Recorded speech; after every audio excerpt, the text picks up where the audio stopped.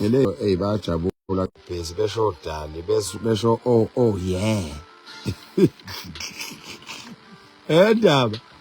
wendaba ezitha abantu ebusuku bebesho oh yeah oh this is beautiful laba balekha ngisho laba abangazile la entabeni abangazi ukuthi silele entabeni buka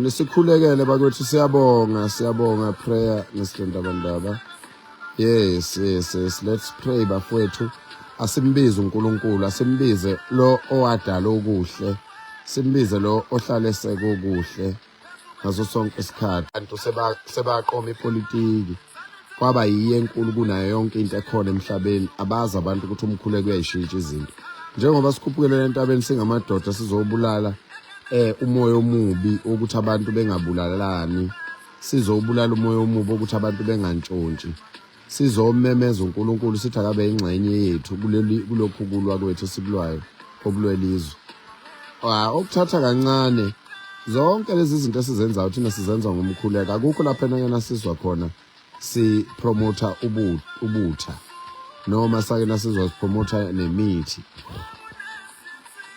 kodwa sihlale sikhuluma ngoNkulunkulu ngoba ukhona uNkulunkulu yabo so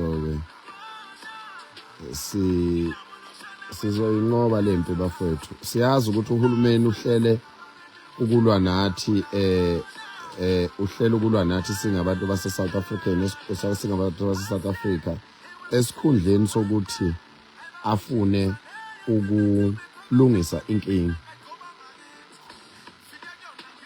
mina ngiyacela ukupha nje abaholi sexwayiso nginikeza abaholi sexwayiso webafowethu webaholi abantu sekufika isikhathi la khona abantu angeke nisabaphatha khona ngenkani nizoyidlalela ngawo nje amavolontiya lawo njengoba kuzinketho niwachaphaze niwathenge lo drink niwathenge lo beer kodwa abantu nje abathandizwe akuselula ukuthi nigange ngabo yabo nali ilanga liphumela kithi nani mhlambe uma umuntu nje awazi ukuthi kusho ukuthini lokho ukuthi inhlamvu elanga mayiphuma into yokuqala ezoyithinta kube uwena njengomuntu uNkulunkulu uzosizwa thina uNkulunkulu uzosizwa uNkulunkulu uyalalela uzosizwa uNkulunkulu uzosixazululela lenkinga esibhekene nayo ukuthi sibe nabaholi abaphilela ukusesabisa esikhundleni sokuthi balungise inkinga abaholi baphilela ukusesabisa bafuna ukusabisa ama-South Africans umholi onjani othephetha abantu uma ngabe kucelwa kukhulunywa ngeinkinga zezwe umholi maye ethola nje ipodium asabisa abantu why umholi engakhulumi ngeinkinga ephethe abantu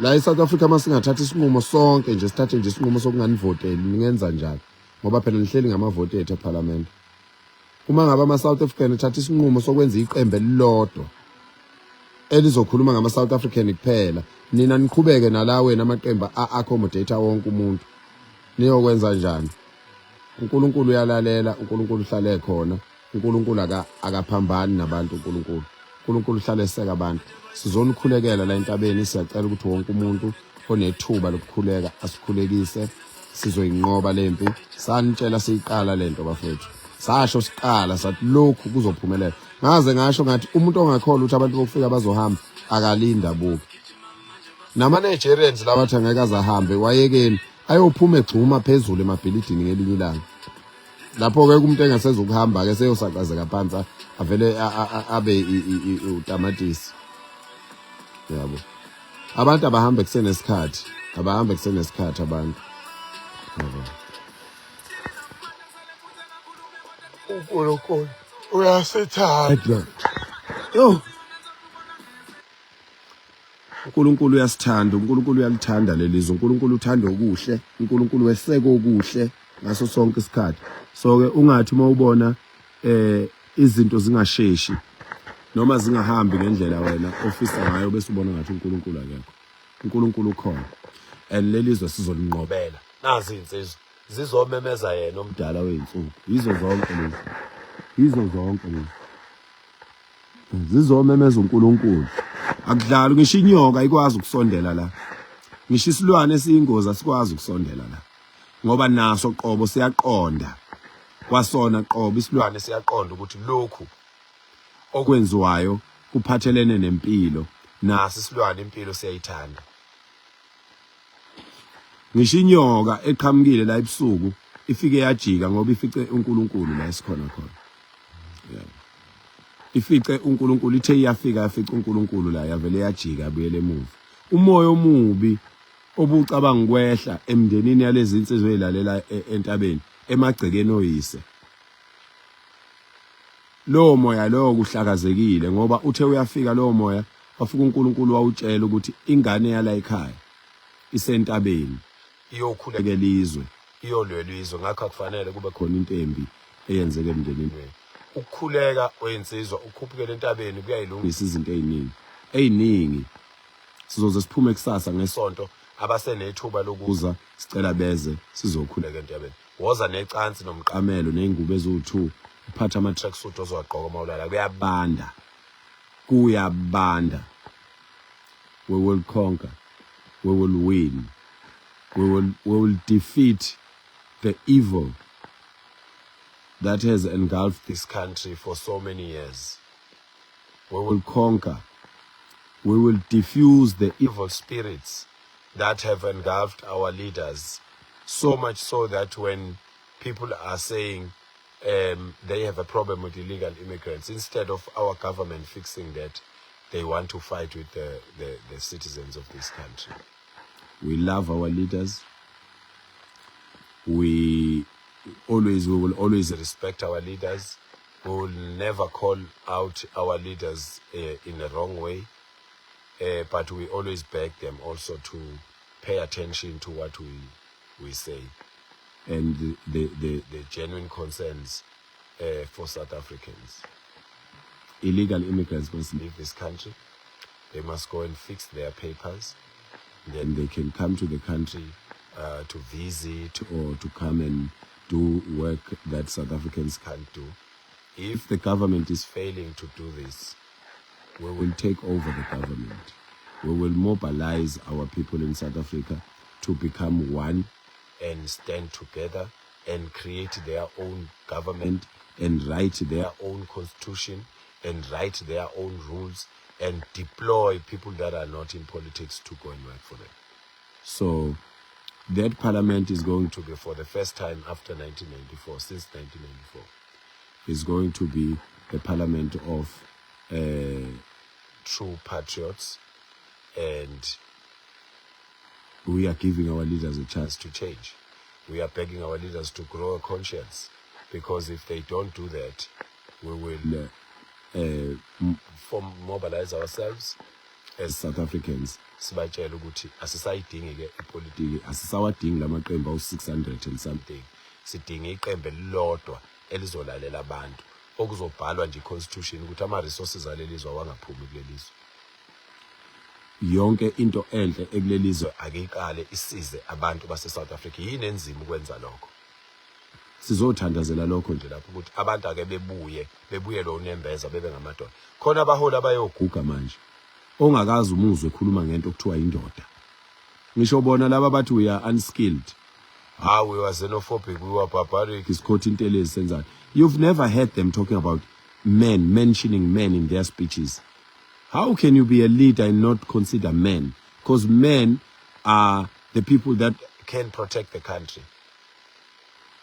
Not le politician yokuthi kuthathwa abantu besifazane boyobekwa laphana phambili bethukwe benziswe zonke izinto kulalwe nabo ngenkani bencingisela ukuze benikwe ikhundla alale nabo bonke abantu umuntu eParliament ngoba kufanele anikezwe isikhundla ayoba uDeputy bani noma ayoba yini kuxhashazwa abantu.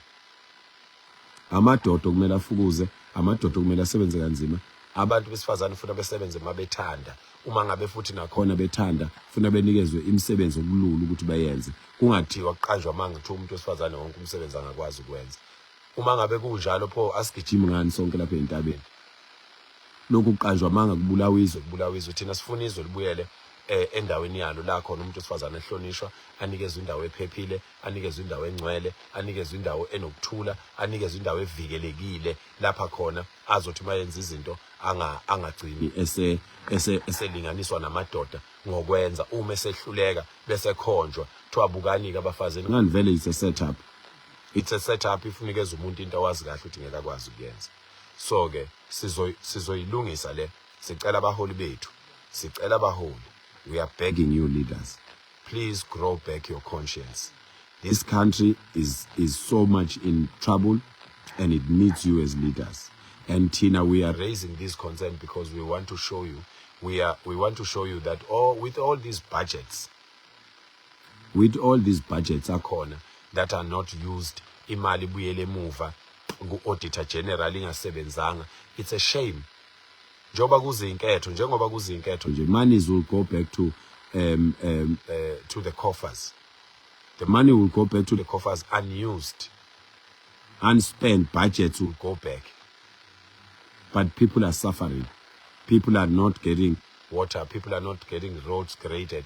People are not getting service delivery. But the money is going to go back. The budget will not be spent because there is elections. Everyone wants the money to come to their pocket or to be used according to their party's manifestos and everything. Let us stop this nonsense, Bafowethu. Let us stop this nonsense. We are bigger. The country is bigger than us, and we are smart people as South Africans. We need to come together. We need to make sure that this country gets back to its glorious moment. We will keep preaching this. 30 June is just the deadline, but there is no violence that is going to happen, and nobody is going to die. And those that are doing these things, and abantu must stop going to these marches with an intention to go and loot and do the wrong things and hit people and do that. In our marches, since I've started marches for so many years, nothing has happened in my marches. I want you to pay attention. You must not link me with marches that are orchestrated by politicians and branch leaders and branch chairpersons trying to gain trust in people, and people who are aspiring to be councillors. Bahambe be machine, befike ema machine benze izinto ezingalungile, benze izinto ezingalungile. Thina singamadoda, we are men. We are men and we are ready to obey the laws. We are men and we are very respectful, and we will never ever in the marches where I post the march and say this is going to be there's a march in Ugombo next week, there's a march in Polokwane, there will be a march in Thohoyandou. There will be no violence in those marches. There will be a march in Soweto, and there will be a march in Mayfair, in Johannesburg. That one I'm not sure about, because I didn't like what I saw there. So the people of Mayfair, they must be very careful of what they do to South Africans, because I'm putting my life in the line for South Africans, and I don't care. I don't care. I really get aggravated when I see those videos where the foreigners have gone to an extent of being confident enough that they can fight South Africans, chase away South Africans, and tell South Africans where to live, where to walk, and where to... This is Western apartheid, and I can't stand it. I can't stand it. I will fix that Mayfair thing. I will fix it. Don't worry. Trust me, I don't care. They told me, Mayfair is dangerous. Even in Pietermaritzburg. When I organize the march in Pietermaritzburg, because I will organize it, I will go to those roads where when these people, when we want to come and march in Pietermaritzburg, they are stopping us. Our own people, our South Africans. Abantu bala South Africa. Masithi sifuna ukuyomasha eMaritzburg, bayasivimba. Basivimbela ukuthi ngathi mina sifuna ukungena kulowa mgwaqo okuthiwa ungena. Ngifuna ukubona mina mangena khona ukuthi kuzokwenzakalani. Even naseThekwini kwakuhlale kwenziwa amamashi inqwaba, imashi yenza amamashi eThekwini njalo amaphoyisa abavimba ukuthi baye point. Ngabathatha abantu abayise point kwafubani lapho. eGoli bekuthi bangumashwa abaphoyisa engafuni kiwe eHillbrow, ngabathatha abantu ngabayisa lapho ubani owafa. ngoba kufanga umuntu esikhundleni salokho khona umuntu ongawadayisanga ama-drugs ngalelo langa. so sicela ukuthi kungenziwa lokhu bafowethu kungenziwa lokhu ukuthi sithi masifuna ukuyomasha endaweni kube khona abantu bakithi abangafuni kwenzeke lokho ngoba bazi ukuthi ama-drug dealers lagcwele lapha eMaritzburg ku-West Street abangani bawo. so ke sizozenzela thina ethi imasha engahlanganisi yonke lento yo section 4 engena route ezovela iqonde lapho kunenkinga khona bese sibiza amaphoyisa athi amaphoyisa ake nibuke ukuthi yini esikhuluma ngayo la. This is our country. We are men. We are compelled by being men to protect this country. We are compelled by being men to be leaders. As we were born and came to this earth, our first job as men is to protect this country, is to protect its contents, and is to protect nature, women, children, and the rights of everyone. So we will never stop. We will never stop. We are coming to the whole of South Africa. This is not going to stop, and we are not going up. I don't think the government must make a mistake of trying to arrest us, because then there will be a contradiction of what the government is saying about the rights of people and their manifestos and promises that they've promised the country and the people. So sizokwenza isiqiniseko lokuthi lelizwe liyalunga.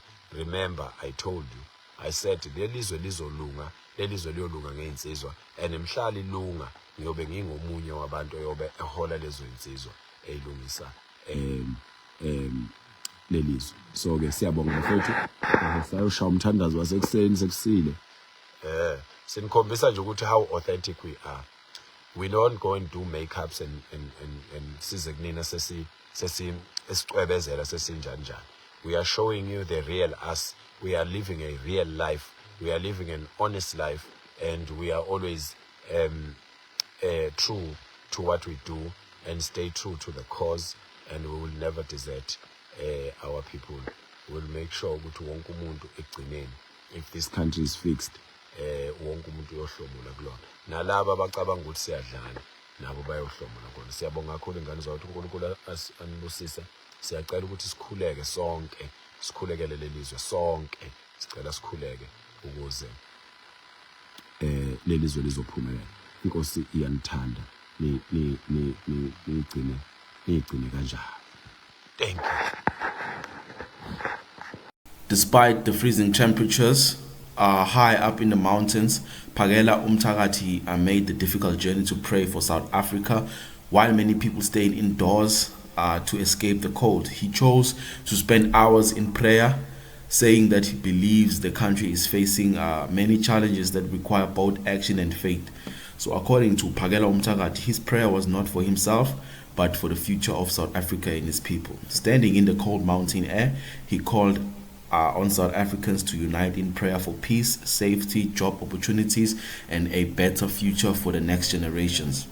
He said that many citizens are frustrated by issues affecting the country, including unemployment, crime, poverty, and concerns about illegal immigration. Phakela believes that South Africans should seek God's guidance during these difficult times and pray for solutions that will benefit the nation as a whole.